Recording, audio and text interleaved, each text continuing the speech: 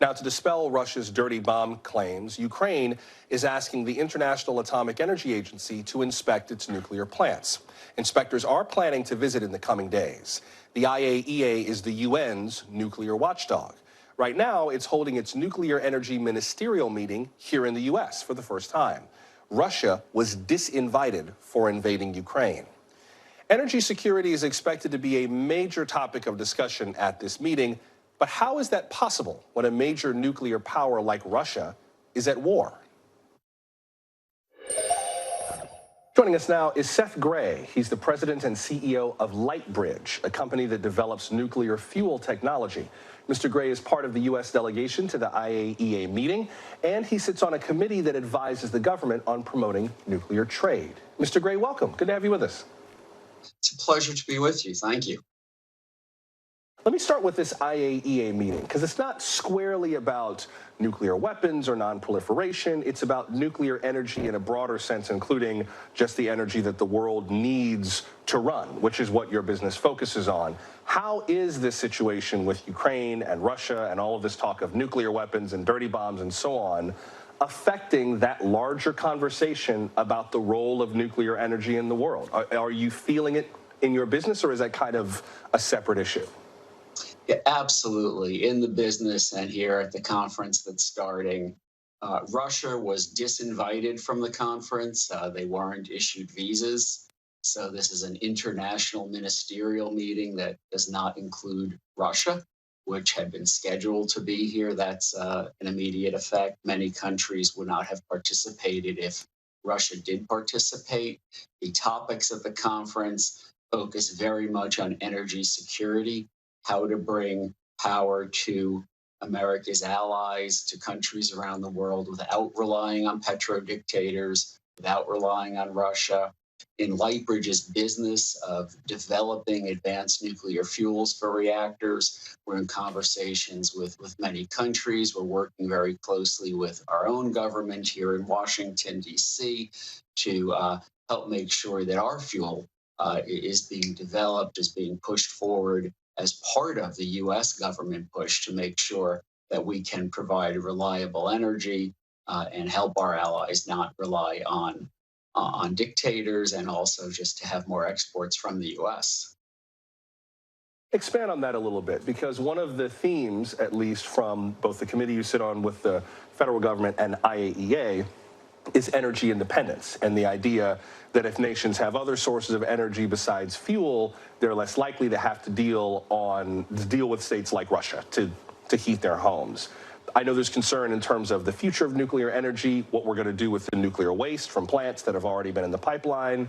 But where do you see that? I think your company's business is designed to create those options for the future, including nuclear plants that don't look like the plants we see today or are of different sizes than the plants we see today, right?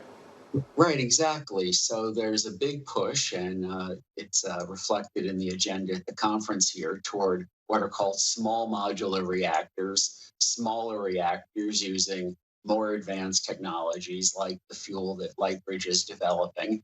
And specifically, what Lightbridge is working on is a fuel that will increase the safety of the reactors, because our fuel can run in the existing reactors or new ones, including these new small ones being designed about 1,000 degrees Celsius, about 1,800 degrees Fahrenheit cooler than the current fuel in reactors, and bring tremendous safety advantages, as well as non-proliferation advantages of really not being able to make a bomb out of the waste, as well as economic advantages of reducing the cost of power from the plants, partly by increasing the amount of power that the plants can produce. And also, our fuel can be used to help these small reactors being developed load follow, to go up and down in power, to pair with renewables as the sun shines and the wind blows on a zero carbon electric grid.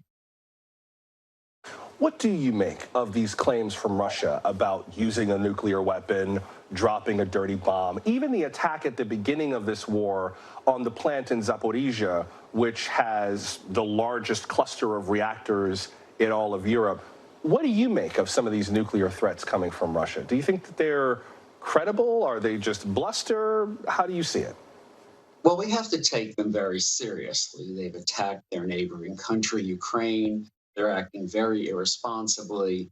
With Russia losing in the battles, I think Russia is trying to expand to instill fear in the people in Ukraine and in Ukraine's allies. And this fear goes from shelling of power lines to nuclear power plants to knock off power to the plants, to direct shelling of nuclear power plants, playing on people's fear of radioactive events, to threats of using nuclear weapons, and now effectively threats of dirty bombs with these strange claims, with Russia's defense minister calling the US Secretary of Defense and European and other defense ministers and claiming that Ukraine is about to use a dirty bomb.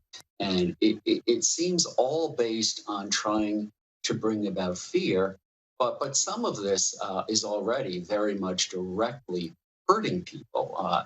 As power plants, including nuclear power plants in Ukraine, have been bombed offline or turned off for safety reasons as they're under shelling, as winter is setting in Ukraine, people are getting very cold. And they need that power not just for heat, but for food production. They need it for medicines. They need it for healthcare.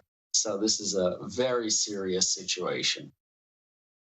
Yeah, we've definitely got these two side-by-side but interlocked conversations, one about nuclear weapons as such and all kinds of nuclear military tactics, and then the future of nuclear energy in a more civil, conventional way, including where that technology goes.